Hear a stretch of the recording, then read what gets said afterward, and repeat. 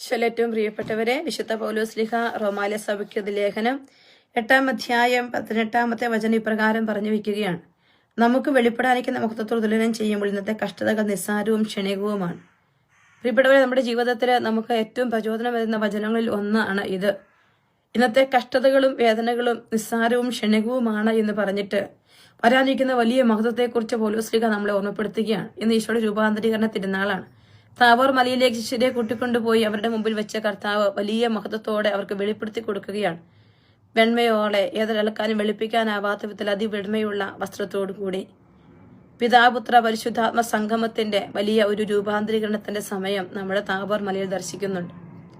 കൂടാരങ്ങൾ ഒരുക്കി അവരോടൊപ്പം ആയിരിക്കാൻ, സമീപത്തായിരിക്കാൻ ആഗ്രഹിച്ച പത്രോസിന്റെ വലിയ വാക്കുകൾ നമ്മുടെ തിരുവചനത്തിൽ വായിക്കുകയാണ്. പ്രിയപ്പെട്ട എന്റെ സഹോദരങ്ങളെ, ദൈവം നമ്മളോട് പറഞ്ഞു വെക്കുന്ന ഒരു കാര്യമാണ്. ഇന്നത്തെ വലിയ കഷ്ടതകൾ, ഇന്നത്തെ വലിയ തെറ്റിദ്ധാരണകൾ, ഇന്നത്തെ വലിയ വേദനകൾ, ഒറ്റപ്പെടലുകൾ, ഇന്നത്തെ അനാവശ്യമായ മറ്റുള്ളവരുമായിട്ടുള്ള നമ്മുടെ ബന്ധങ്ങളിൽ കടന്നു വരുന്ന ദുഃഖങ്ങൾ, നിരാശകൾ എല്ലാം കർത്താവിന്റെ വലിയ മഹത്വത്തിന്റെ മുമ്പിൽ നിസ്സാരവും ക്ഷണികവുമാണ്. അതെല്ലാം അതിലേക്കുള്ള വലിയ വഴികൾ മാത്രമാണെന്ന് കർത്താവ് നമ്മളെ വെളിപ്പെടുത്തി തരികയാണ്.